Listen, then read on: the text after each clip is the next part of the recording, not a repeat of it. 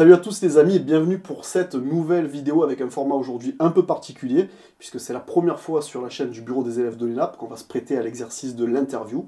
Alors ça sera un exercice normalement qui sera répété assez souvent sur la chaîne puisque on a l'intention de le mettre plus souvent en place. Et aujourd'hui pour cette première interview, on va accueillir Arco. Arco qui est actuellement élève à l'ENAP et c'est pour ça que ça va être une vidéo qui potentiellement va intéresser les personnes qui souhaitent intégrer l'ENAP ou passer le concours de surveillant pénitentiaire. Donc Arco, déjà merci d'être parmi nous. Merci. Je t'en prie. Alors déjà Arco, c'est un pseudonyme, hein, c'est pour préserver ton identité parce que tu n'avais tout simplement pas envie d'afficher ton nom ou quoi que ce soit vis-à-vis de la profession. Oui. C'est déjà très bien. Est-ce que pour commencer cette interview, tu peux commencer par te présenter, nous dire un petit peu d'où tu viens, tes expériences professionnelles, voilà, nous faire un topo vite fait sur toi. Ça marche. Déjà, bonjour à tous. Donc moi, je viens des Bouches-du-Rhône, j'ai la trentaine. Je suis passé niveau professionnel par du militaire, de la sécurité incendie, de la sécurité privée dans l'événementiel, animateur en club de vacances, du commercial, du transport routier, du travail en usine. Voilà. Expérience professionnelle très variée. Exactement. Rien à voir avec le milieu pénitentiaire, si ce n'est un passage militaire. Oui, voilà. Mais qui est quand même différent de la pénitentiaire, qui se rapproche le plus. Alors justement par rapport à ça, c'est ma question déjà, c'est qu'est-ce qui t'a conduit vers le milieu pénitentiaire? Pourquoi tu as souhaité passer ce concours-là plutôt que celui de la police ou de la gendarmerie ou d'autres concours en lien avec des uniformes autres que la pénitentiaire?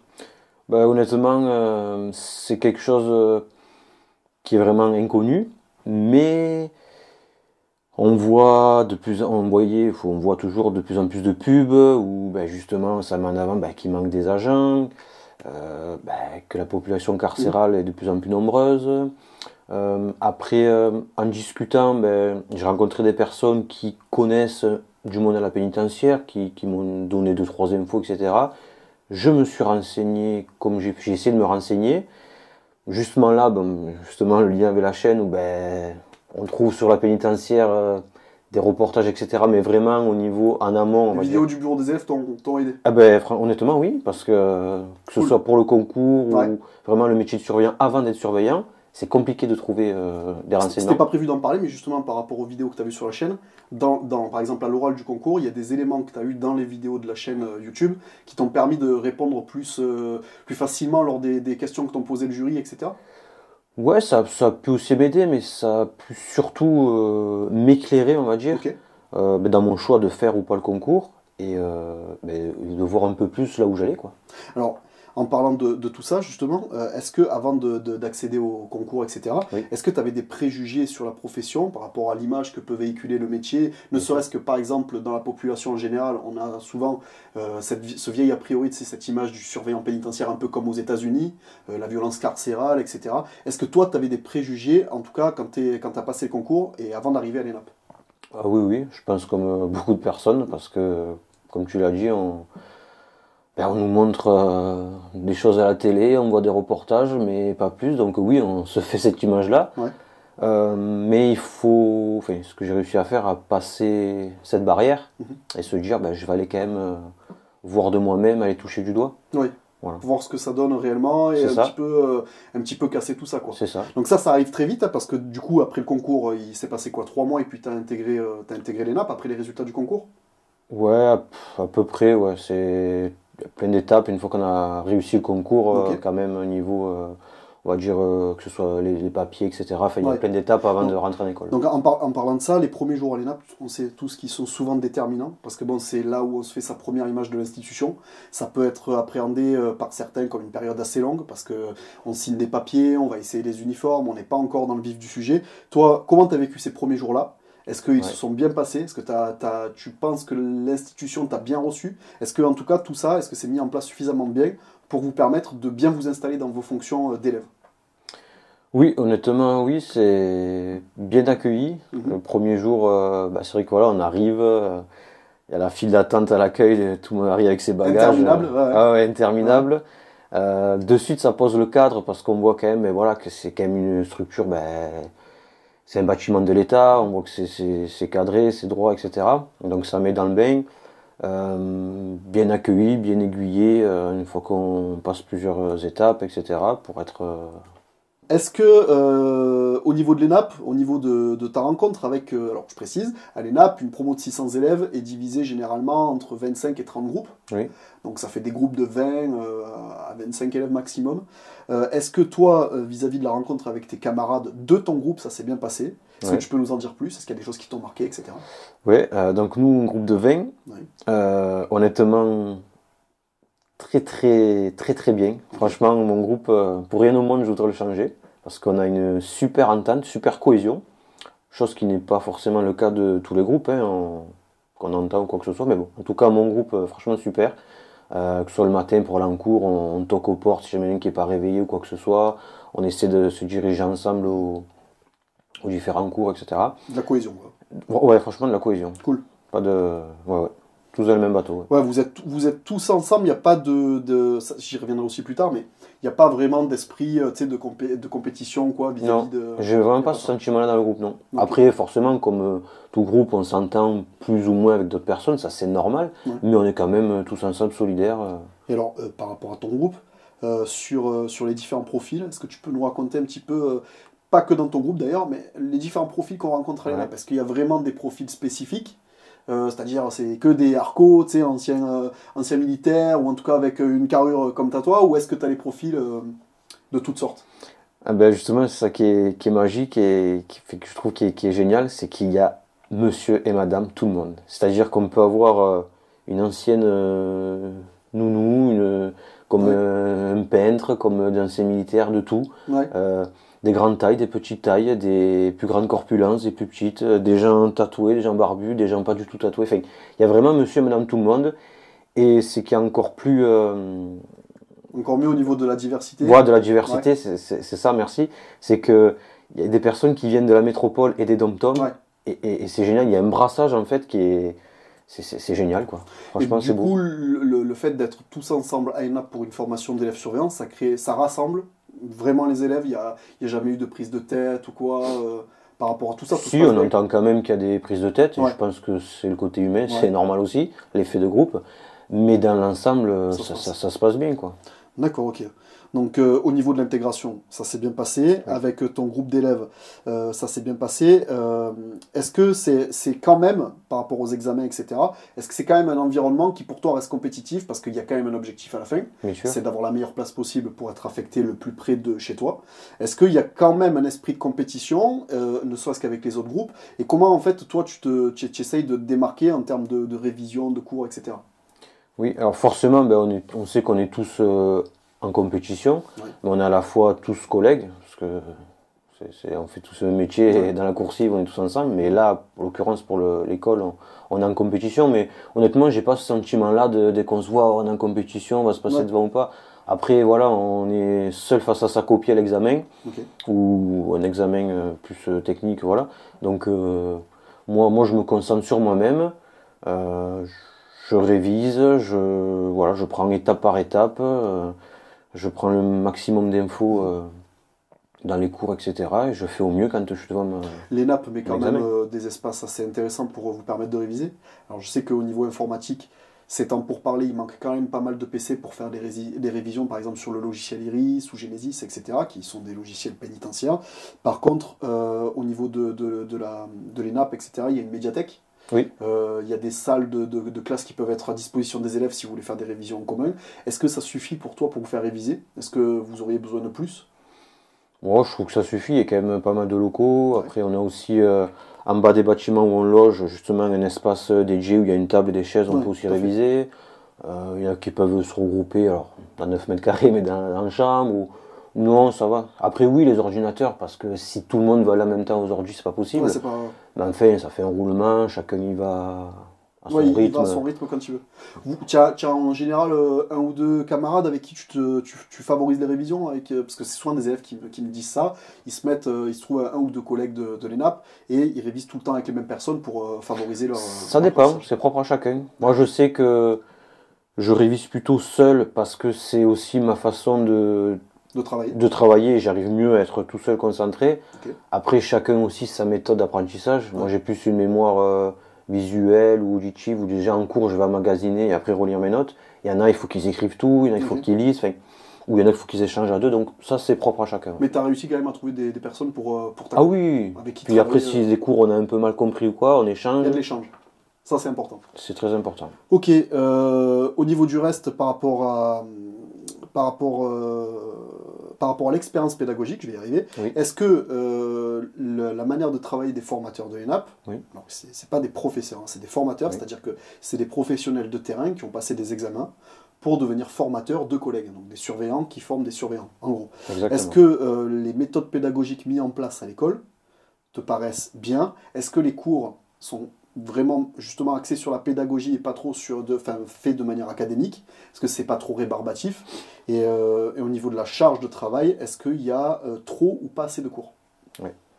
Alors au niveau donc des formateurs, honnêtement, moi j'ai vraiment un côté positif parce que on sent que des personnes sont passées pendant des années sur le terrain. Donc il y a vraiment cette envie de transmettre. On peut bien échanger avec eux.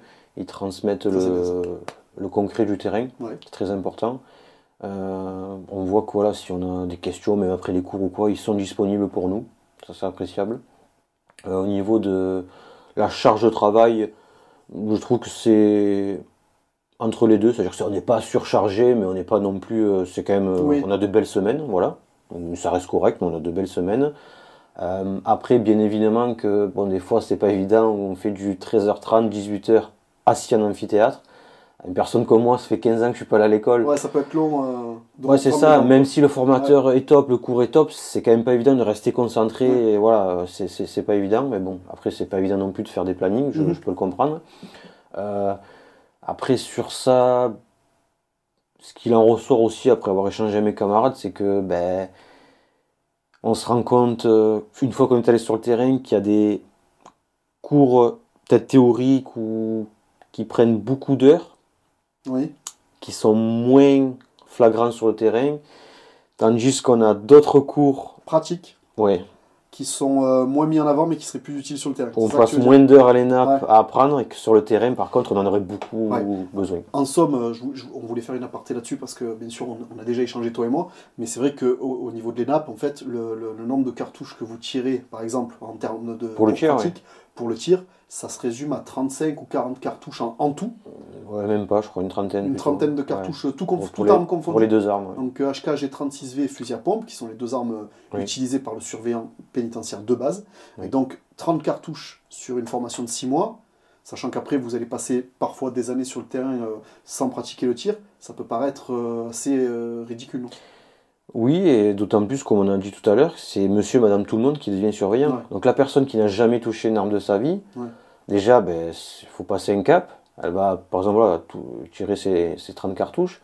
Mais moi, je vais plus loin. Je me dis surtout qu'après, elle va aller sur le terrain. Je le souhaite, mais peut-être que pendant 10 ans, elle ne se servira pas de l'arme. Et si au bout de 10 ans, il faut s'en servir. Ouais, ça pose une vraie question, en tout cas, à l'administration pénitentiaire. Et aux moyens qui sont mis en œuvre pour éviter justement potentiellement des situations qui peuvent être dramatiques, comme des situations où des collègues se font descendre ou des collègues se font agresser parce qu'ils n'ont pas eu assez de cours pratiques, quoi. Enfin bref, ça c'est un vaste sujet et en tout cas nous, la CGT pénitentiaire, on est totalement focalisé là-dessus. Concernant la scolarité, donc actuellement tu as déjà passé un stage, tu vas arriver au deuxième stage. Moi je voudrais quand même revenir sur ton premier stage en détention parce que après l'entrée à l'ENAP ça arrive très vite. Vous faites 5 semaines de cycle 1 et puis tout de suite, paf, vous êtes mis dans le grand bain. 5 semaines de stage. Ce peu de cours pratiques que vous avez eu. Comment justement se passe cette arrivée dans ce premier stage, ton premier jour en détention? Qu'est-ce que tu peux nous dire et qu'est-ce que tu peux dire à tes futurs collègues là-dessus? Que forcément on a une appréhension parce qu'on va dans l'inconnu avec tout ce qu'on a pu entendre ou voir avant d'entrer dans ce métier. Mais on est quand même, voilà, les 5 semaines avant l'ENAP, on est quand même préparé, etc. On essaie de nous éclairer au mieux. Mais forcément, il y a une appréhension qui est là. On ne sait pas trop où on va. Après, moi, pour ma part, honnêtement, on nous parle beaucoup de choc carcéral qu'on appelle. Pour ma part, tant mieux, je n'ai pas eu ce choc carcéral. Parce qu'on peut se retrouver enfermé, des grilles, etc. Voilà, dans un établissement. Après, voilà, j'ai travaillé en usine pour moi, que je sois enfermé dans une usine ou. Ouais, c'est à peu près la même chose, quoi. Ouais, tu vois pas le soleil. C'est pas la même chose, mais bon, voilà, on est quand même enfermé. Ouais, Et tout on à n'est fait. pas non plus un détenu enfermé Oui, oui. 22 heures sur 24 dans une cellule, donc il faut essayer de relativiser aussi. Mhm. Mais honnêtement, beaucoup plus positif Que négatif. que négatif que ce qu'on peut croire avant de mettre un premier pied dedans. Je pense on y viendra tu sais, à la fin de Bien l'interview, sûr. quoi. Parce que justement, cette image-là, elle est très importante pour Oui. se projeter. Et donc, je pense que je te poserai la question un peu plus tard. Bien sûr. Mais justement, par rapport à tes stages et tout ça, Oui. est-ce que toi, tu penses que personnellement, après c'est un retour perso, tu étais mentalement prêt pour intégrer la détention? Ça t'as pas vécu un traumatisme Non, non, non. Je me doute que non, mais Non, non, non, pas. Forcément, l'appréhension de l'inconnu. ouais. Je pense que c'est ça qui résume pour beaucoup d'entre nous. Hein. Mais non, parce que ben, forcément, déjà on a préparé un concours, on a fait 5 semaines d'école, donc petit à petit en fait on se prépare et c'est le but. Donc Alors, je te posais la question parce que je voulais rebondir sur un truc dont on avait parlé tous les deux. oui, Tu m'avais parlé d'une idée qui serait de mettre en place des cours de développement personnel oui aussi, oui. sur les nappes. Donc la gestion du stress, toutes ces choses-là, apprendre à connaître ses réactions pour essayer d'anticiper soit des crises quand il y a une altercation avec un détenu, Oui. etc. Qu'est-ce que tu peux nous en dire? Est-ce que tu penses que ça pourrait vraiment être un point Oui, comme on l'a évoqué pour le tir, il manquerait aussi que sur des techniques d'intervention, beaucoup plus de cours. Oui, de la gestion du stress, du développement personnel pour que déjà le surveillant nous-mêmes, on se connaisse beaucoup mieux. Ouais. Parce que voilà, là, on a beaucoup moins d'heures, par exemple, que ce soit une technique d'intervention ou quoi que ce soit, mais on reste, déjà qu'on n'a pas beaucoup d'heures, on est quand même dans le cadre de l'entraînement de l'école, mais quand une situation arrive en conditions réelles, on rajoute le stress, ça prévient pas, ça peut arriver à l'instant T, même si c'est vraiment pas tous les jours, En il fait, faudrait beaucoup plus il d'heures. faudrait plus d'heures sur toutes ces matières-là. Bah oui, Sachant que là, quand même, vous avez la blend sur 4 matières principales, qui sont la sécurité, vous avez management, Oui. management en Il y a général, du probation et criminologie, Ouais. et droit. du droit, oui. Le droit, c'est du droit, on va dire, une approche globale du droit, Oui, avec oui, le parcours pénal et toutes ces bien choses-là. sûr. Sur tout le reste, vous avez une approche aussi sur la psychologie, Oui. enfin, une approche, j'ai bien une approche, parce qu'on n'est pas des psychologues, mais sur, par exemple, la crise suicidaire, apprendre à déceler les comportements déviants, ou les Oui. personnalités un peu borderline, etc. quoi. Toutes ces choses-là te paraissent utiles. Ah oui. Ok. Est-ce que tu penses que ça serait aussi bien de les approfondir sur la formation à 8 mois? Parce qu'actuellement, la formation est à 6 mois. Elle passera dans quelques mois à 8 mois pour les prochains surveillants pénitentiaires. Quels seraient pour toi, sur les 2 mois de formation qui vont être rajoutés, les éléments qu'il faudrait ajouter à la formation pour la porter à 8 mois? Qu'est-ce que tu mettrais sur ces 2 mois supplémentaires? Ben, comme on l'a dit précédemment, beaucoup plus de Cours pratique? cours pratiques, hein, déjà. Ok. C'est tout ce que tu mettrais. Tu mettrais pas plus de pratiques de psychologie ou, Si, parce ouais. que psychologie, déjà, là, ce qu'on a, voilà, on va dire de cerner différents profils qu'on peut avoir de détenus, les gérer, mais comme on l'a dit, c'est déjà aussi nous connaître pour gérer, mais peut-être aller un peu plus loin, quoi. Parce Ok. que Ouais, histoire d'avoir une meilleure approche de la population c'est pénale. ça, et puis que le jour où on a une situation, qu'on ne dise pas qu'est-ce qu'il faut faire, ça je connais pas, que non, ben non, c'est bon, c'est vrai, je me rappelle à l'école, Il est dans tel mood. il est dans tel truc, ah oui, on m'avait dit, il vaut mieux réagir comme ça, on essaie, Ouais. voilà. Ça, c'est pareil, vous avez quelques mises en situation à l'ENAP parce qu'il y a un bâtiment de simulation pour les. Mais Oui. c'est très peu de temps en fait. C'est comme tu l'as dit, quelques. Ouais, il n'y en a pas beaucoup. Ouais, c'est bien dommage. On va parler maintenant de la préparation pour le second stage. Oui. Donc, premier stage, tu l'as effectué dans un centre de détention, si Oui. ma mémoire est exacte. Tu peux nous dire la région où c'était? Bouches-du-Rhône. Bouches-du-Rhône, très bien. On n'en dira pas plus. Sur le deuxième stage, tu vas aller sur quelle région? Bouches-du-Rhône aussi. Tu restes sur les Bouches-du-Rhône. Impeccable. Sur ce deuxième stage-là, tu as fait un centre de détention, comme je viens de le dire, en premier de stage, parce que les élèves surveillants sont obligés de voir un établissement pour peine et une maison d'arrêt.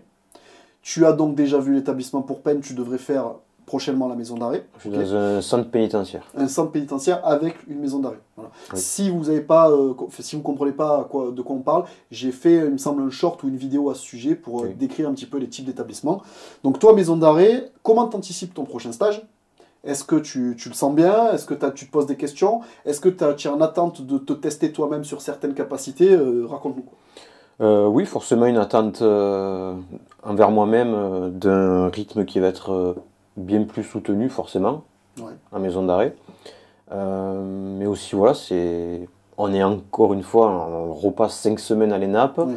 donc on est de plus en plus formé. On a notre petite expérience du premier stage, donc tout ça fait que on devrait arriver avec le plus de bagages possible pour Ouais. ce second stage. Mais puis après, voilà, une fois sur place, mon premier stage très bien entouré par les collègues de boulot, les tuteurs, etc. Le second stage, je doute pas non plus ils vont en faire autant. Donc, Vous êtes censé être quand même sur le second stage plus en autonomie. oui. Alors déjà sur le premier, honnêtement, on est rapidement mis en autonomie. Mais là, sur le second, le but, c'est de vraiment être en autonomie parce que la prochaine fois qu'on a des tensions, Tu seras autonome. on sera surveillant, Alors logiquement, parce qu'il y a une marche à suivre, hein, il y a ce qu'on appelle des notes de cadrage pour les stages. Oui. Les notes de cadrage, en gros, je pense que tu le sais déjà, mais c'est des notes qui sont envoyées aux formateurs de terrain en disant ce qu'ils ont le droit de faire ou pas avec des élèves. Nous aussi, on les reçoit d'ailleurs. Vous les recevez, voilà, tu as eu l'occasion comme moi de la lire. Oui. Il y a des règles qui doivent être respectées. Vous n'avez pas le droit, quand vous êtes élève, de travailler en 13 heures, sauf sur votre accord personnel. Il vous faut absolument au moins avoir un week-end durant les 5 semaines, ce qui tombe un samedi et un dimanche, donc un repos, un week-end. Il vous faut aussi également éviter de faire des longues nuits. Donc c'est une petite nuit qui est faite. Une petite nuit, oui. Pas d'heures supplémentaires. Et un travail normalement dit sur des horaires administratifs, c'est-à-dire de 8h à midi, 14h, 17h on va dire. Est-ce que tu as entendu durant ta scolarité des élèves qui ont été amenés, sur certains établissements qu'on ne citera pas, voilà, parce que c'est pas le but, mais qui ont été amenés à faire des heures supplémentaires en tant qu'élèves pour boucher les trous dans les établissements où il y a de l'absentéisme ou du manque d'effectifs, quoi. Oui, on attend des heures supplémentaires, on attend certains qui ont travaillé en 12 heures, certains qui ont travaillé tous les week-ends.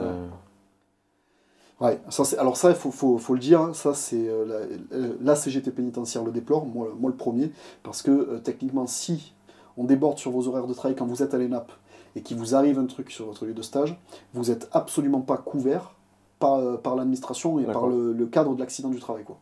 Voilà. Parce que de toute façon, la couverture vous demandera toujours qu'est-ce que vous foutiez là, vous ne deviez pas être en détention, quoi. Travailler en dehors du cadre de la note de cadrage, c'est de fait se mettre en tort et obéir à un ordre illégal. Donc je voulais juste faire la parenthèse, mais au moins ça sera dit. Voilà. Donc après ce stage, avant ce stage, là on est dans le cycle 2 actuellement. Oui. Vous subissez pas mal d'examens. On est dans les dernières semaines. C'est les dernières semaines, c'est ce qui va faire le classement en fait général de la promotion. C'est ça. Vous avez notamment le QRC2 qui arrive bientôt, et pour le coup le vôtre il pèse quand même 480 points sur 2000. Donc c'est énorme. Est-ce que tu l'anticipes bien? Est-ce que tu le crains cet examen? Ou est-ce que tu y es prêt en tout cas? Forcément, comme la plupart des camarades, c'est cet examen-là qu'on redoute le plus. Ouais. Forcément. Après, être prêt, j'ai envie de dire oui, parce que depuis le début, on révise, on s'entraîne, donc on prend comme n'importe quel examen qu'on a déjà passé avant. Ouais. On fera au mieux, on arrive avec tout ce qu'on a appris et on verra bien. Hein. Tu es au courant quand même qu'à l'ENAP, il y a des seuils à atteindre au niveau des notes. Ah oui, est-ce que, alors moi je les connais, mais est-ce que tu peux en dire plus à tes camarades sur les niveaux requis pour pouvoir être stagiairisé? Oui, déjà on a tout ce qui est examen, donc on a une note maximale qui est de 2000 points. Par contre, il faut au moins avoir la moitié, au moins 1000 points. Si on a en dessous des 1000 points, on passe en coma pro qu'on appelle, oui, en commission pour voir qu'est-ce qu'on fait de nous. C'est moi qui vous assiste d'ailleurs quand vous êtes à la CGT, à la coma pro. Voilà. Donc j'espère pas t'y voir. Mais je pense qu'il n'y a pas de problème de ce côté-là. Voilà. Et il y a aussi les 500 points de comportement, c'est pareil. Si on tombe à 250 points, la moitié, pareil, on passe en commission. Donc 250 sur 500, oui. 1000 sur 2000, oui. On a une note finale de 2500. C'est ça. Ça va pour l'instant, toi, tu le gères bien sans dire ta note? De toute façon, à l'heure d'aujourd'hui, je sais pas... Vous avez eu des résultats là sur les premiers examens, le QCM1, tout ça? Que sur le QCM1. QCM1, ça va? Ouais. Je suis content de moi. Ok, impeccable. Qu'est-ce que je voulais dire? Comment est-ce que toi et tes camarades vous soutenez justement dans les phases d'examen? On a parlé tout à l'heure des révisions, ouais. Mais est-ce que dans les phases d'examen vous avez quand même le truc de vous porter des conseils ou des trucs comme ça? Est-ce qu'il y a toujours au moment des examens un esprit de bienveillance entre les élèves? Oui, toujours on s'entraide. S'il y en a un qui n'a pas compris, on se le réexplique pour qu'il y arrive du mieux possible pendant l'examen. Tout ça, voilà, allez, bon courage, allez, on y va. Non, franchement. Tout se passe bien. Oui, parce qu'on est. Enfin, nous, mon groupe, en tout cas, on sait que, oui, dans le classement, on va être en compétition, mais voilà, chacun, il va devant sa feuille, et puis voilà, de toute façon, c'est ça soudés, qui. Quoi. Oui, c'est. Ok. Tant mieux. Tant mieux, oui, parce que c'est pas le cas dans toutes les Ah promotions. oui, Parce que même dans la nôtre, on entend notre groupe, après c'est pas nos affaires, mais oui, ouais, dans d'autres groupes, vous savez qu'il y a des il endroits. y a des tensions. Oui, De mais toute façon, bon. c'est dans tous les groupes, on peut pas choisir, c'est le hasard, quoi. Voilà. C'est comme ça. Néanmoins, si chacun y met du sien, je suis persuadé que ça peut bien se passer. Voilà. Ah bah oui, chacun Pas met de- du sien. En plus, comme on l'a dit tout à l'heure, enfin, moi dans mon groupe, il y a des gens à peine majeurs, il y a des beaucoup plus anciens, il y a des pères et des mères de famille, Ouais, il y a de tout quoi. donc ça se passe. Donc il y en a tous dans le même bateau, il faut être solidaire. Ok. Alors, on arrive un peu plus de la moitié de l'interview. Je voulais juste te dire que justement, après les examens, il va peut-être falloir se détendre un peu. Pas forcément, mais bon, il y a quand même une vie autour de l'ENAP. Oui. L'ENAP se situe dans la ville d'Agen, c'est dans le Lot-et-Garonne, dans le 47. C'est une ville qui est assez connue pour son équipe de rugby, le SUA, qui était précédemment en top 14. Et justement, généralement, une ville qui va avec le rugby, c'est une ville assez festive. Est-ce que tu trouves que l'ENAP se prête quand même aussi à des moments de détente par rapport à sa proximité avec Agen et ce que Agen a proposé, quoi? Est-ce que Agen est une ville où il fait bon vivre? Alors j'allais dire le centre-ville d'Agen, c'est loin de l'ENAP, Tout à honnêtement. fait. Si vous n'êtes pas véhiculé, c'est trop loin à pied. Mhm. Après, bon, il y a les transports en commun, Oui, etc. Mais le centre-ville reste quand même éloigné de l'ENAP. Ouais. Mais l'ENAP est dans une zone, on va dire, commerciale. Donc honnêtement, à pied, à proximité, on a de quoi faire des courses, etc. Aller au sport, ou Les restos, les boire un petit verre entre resto. amis, etc. Exactement. Ok. Honnêtement, il y a quand même de quoi faire. Mhm. Donc voilà, c'est... Vous êtes pas soumis. Alors, on va préciser deux trucs. En termes d'alcoolémie, il faut être à zéro Ah oui, sur les cours. ce qui me paraît normal. Vous pouvez faire ce que vous voulez le soir, mais le matin, il faut être Ah oui. clean. Voilà. Ce qui peut porter préjudice parce que quand on se fait choper avec de l'alcoolémie, parce que l'ENAP a le droit de vous faire souffler à l'éthylotest. C'est arrivé, il me semble, ce matin. Ah oui, Voilà. oui. Des élèves ont soufflé, ils se sont fait retirer peut-être 200 points, j'imagine, ou un truc comme ça. C'est Je sais généralement, pas, c'est mais... quand même pas mal de points. Donc, hormis ce fait-là et le fait d'arriver sobre à l'ENAP, est-ce que il y a suffisamment de quoi faire la fête à côté? Est-ce que si on veut se détendre, autour de l'ENAP, tout ça va, quoi? Ah oui, si on veut se détendre, il y a de quoi faire. Mais après, chacun gère sa scolarité pardon, comme il le souhaite et en fonction de ses objectifs. Oui, oui, tout à fait. Après, je dis ça parce que je sais très bien, tu sais, dans les groupes d'élèves, donc toi, tu as un profil assez particulier, on sait, les anciens militaires, comment vous êtes carrés, mais je veux dire, il y a des élèves, tu sais, qui sont là un peu aussi pour se détendre le week-end, parce que vous restez le week-end. La preuve, là, on est le week-end et tu es venu au studio, mais, Ouais, c'est ça. tu restes sur place, donc il faut quand même se vider la tête. Mais en tout cas, les élèves, voilà, ils ont de quoi faire sur place. Ah oui, il y a de quoi faire. Est-ce que tu as ressenti une différence entre la vie à l'ENAP et la vie en dehors de l'ENAP? En tout cas, en termes de, comment te dire, d'échange entre les élèves, tu vois, de feeling entre les élèves. Est-ce que quand vous êtes dans l'ENAP et quand vous êtes en dehors, il y a une différence de comportement avec les élèves, quoi? Bah, forcément, en dehors, on est un peu plus décontracté, un peu plus familial, forcément. Mais après, ça va, même à l'intérieur des nappes, ça reste quand même Assez cool. assez cool, entre collègues. On l'a dit, comme j'ai dit, hein, dans le même bateau, on fait la même formation, on a les mêmes. Donc ça reste quand même familial. Ouais. Familial. Je te pose cette question parce que justement, toi, tu as connu le cadre militaire. Tu peux me confirmer, l'ENAP, c'est hors cadre militaire totalement, quoi. Ah oui, non, on n'est quand même pas. On Ça n'est se pas rapproche l'armée. plus Hein. d'une fac que d'une caserne. Bah, entre les deux, quoi. Un peu plus quand Ouais. même, on est quand même dans les bâtiments de l'État, c'est quand même carré, mais on n'est pas non plus dans une structure militaire. Hein.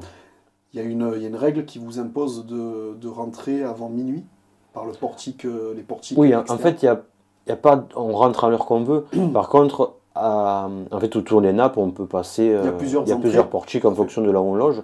Par contre, au-delà de minuit, ça ne fonctionne pas. On est obligé de passer par l'entrée principale.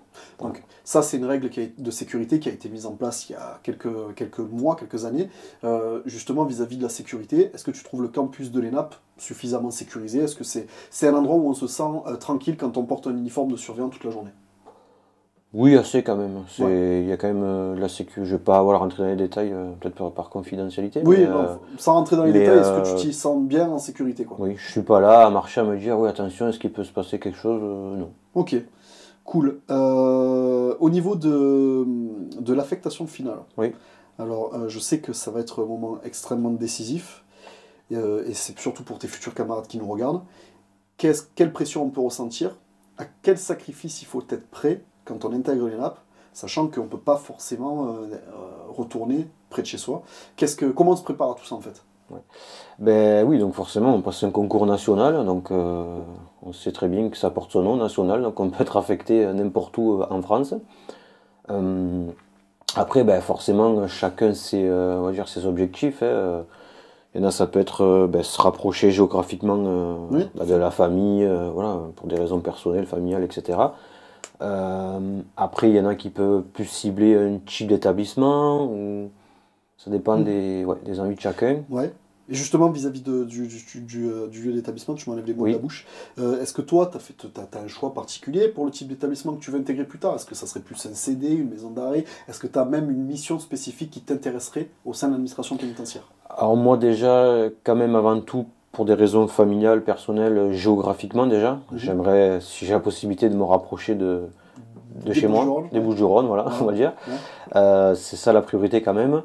Après, type d'établissement, oui et non, parce que je m'adapterai au fonctionnement. Et puis l'avantage de ce métier-là, c'est que justement, au niveau des branches à prendre, c'est ça qui est super, c'est qu'il y a une multitude de branches qu'on peut prendre en fonction de notre profil, de ce qu'on a envie, ou même prendre une branche un certain temps, et ben hop, arrêter, rechanger si exactement. la mission ne te convient plus, quoi. Voilà, on peut avoir la personne qui va aller du côté sportif, du côté intervention, ou du côté administratif. Il y a tellement de missions dans la profession, donc j'ai quand même fait quelques vidéos qu'on va peut-être voir s'afficher juste ici, là. C'est des missions particulières comme les PREJ, les ERIS, les ELSP. Je ferai d'autres vidéos sur les ENT, les équipes nationales de transfert, sur les UH, les unités hospitalières. Il y a un moniteur de sport, tu peux devenir formateur, formateur de tir, formateur incendie, tu peux même rentrer en tant que technicien.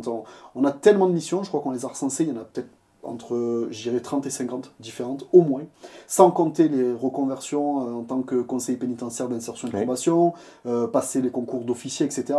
Donc l'administration pénitentiaire offre vraiment un avenir riche. Est-ce que tu en étais conscient avant de rentrer dans l'administration pénitentiaire? Et aujourd'hui, là, dans un premier temps, ça serait quoi ton objectif à toi?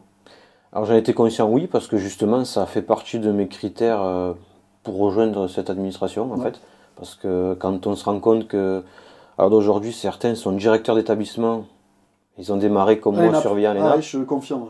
C'est pas tous les métiers qui proposent ça. Donc c'est, voilà, si on veut, en fait, dans ce métier, on va où on veut. Voilà, exactement. Ça fait partie des critères. Moi, mon objectif, c'est déjà de finir correctement ma scolarité, de faire mon année de stagiairisation, d'être titulaire. Et dès que possible. Voilà, me faire mon expérience et dès que possible. Alors moi, je suis axé sport, donc je sais pas encore. Moniteur de sport, ERIS, ELSP. Ça sera dans ces branches-là à ma priorité, tout à fait. Ok. Et après, on verra, mais déjà, je prends chaque chose en son temps, étape par étape, faire mon expérience du terrain, parce qu'avant tout, on est surveillant de coursifs, c'est la base. Et je pense qu'aussi, c'est important de se faire l'expérience pour pouvoir retransmettre aussi à mon tour. Et on ne sait pas de quoi demain est fait. Comme on dit, on peut être ERIS, une blessure arrive, on ne peut plus exercer, on va peut-être retourner en coursive ou quoi que ce soit. Voilà. Ça peut être tout l'un ou l'autre. Il n'y a pas de sous-métier de façon dans l'administration pénitentiaire. Ah non, tout le monde est important. Chaque élément est à sa place, chacun est important. Exactement. Voilà. On est d'accord, on arrive à la fin de l'interview. J'ai quand même une dernière chose à te demander. On parle à des futurs surveillants potentiellement. Est-ce qu'il y a quelque chose que tu aurais aimé savoir avant de commencer, toi personnellement? Et est-ce que tu aurais donc des conseils ou ces conseils-là à leur apporter? Malgré tous les aspects négatifs de ce métier, malheureusement, il faut plutôt, même si voilà, c'est un métier qui est dur, qui n'est pas évident, il n'y a pas de souci, c'est pas, voilà, il faut être présent à 100%, mais c'est un métier passionnant et enrichissant, que ce soit professionnellement ou personnellement. Vous allez rencontrer des collègues de boulot, des détenus avec qui voilà, on parle toujours violence, surveillant détenus.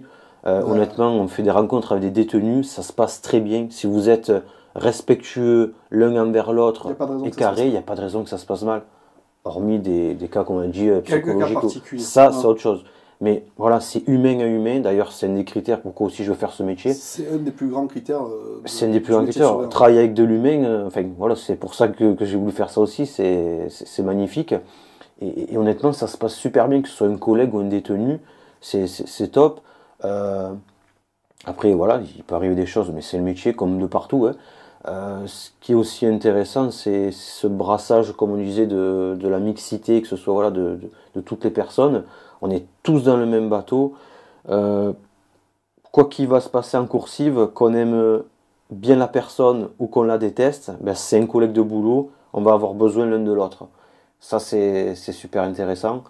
Et ouais, franchement, c'est enrichissant sur tous les points, quoi. Ok. Et puis, on travaille pour son pays, pour le drapeau La français, valorisation, la tout à valorisation. fait, Il ne faut pas oublier voilà, qu'il y a des gens qui sont morts pour ce drapeau quand ouais. même. On travaille Et pour. encore récemment d'ailleurs dans l'administration pénitentiaire, avec Exactement. de collègues C'est ça. et d'autres d'ailleurs. Donc, puis c'est valorisant aussi. Vous avez, faut dire ce qui est, vous avez quand même aussi un statut de fonctionnaire de l'État. Oui. Aujourd'hui, c'est quand même pas négligeable. D'ailleurs, qu'on recrute encore actuellement à catégorie C, ça passera bientôt donc au niveau bac, mais là c'était niveau brevet des collèges. C'est quand même vachement, comment te dire, intéressant de pouvoir se dire qu'avec, jusqu'à maintenant, un niveau brevet des collèges, tu peux grimper jusqu'à la catégorie A de la fonction publique, simplement par motivation personnelle et en interne, quoi. Ah, c'est ça, quelqu'un, comme tu dis, qui a un brevet des collèges, il passe son concours et des années plus tard, il peut être directeur d'établissement. Juste avec la motivation. Exactement. Donc, un peu. Voilà, motivation, voilà, et persévérance. Voilà, discipline, persévérance. Après, il faut trouver le juste milieu aussi. Ouais. Honnêtement, il ne faut pas non plus tous les soirs je bosse 2-3 heures de. Honnêtement, c'est pas la peine non plus. Faut arrêter, quoi. Oui, faut trouver le juste milieu. Ouais. Voilà. Donc. Pour devenir un bon surveillant, il faut savoir sortir la tête des livres aussi. Oui aussi. Ouais. Il faut surtout trouver son bon positionnement, être soi-même, être droit, respectueux.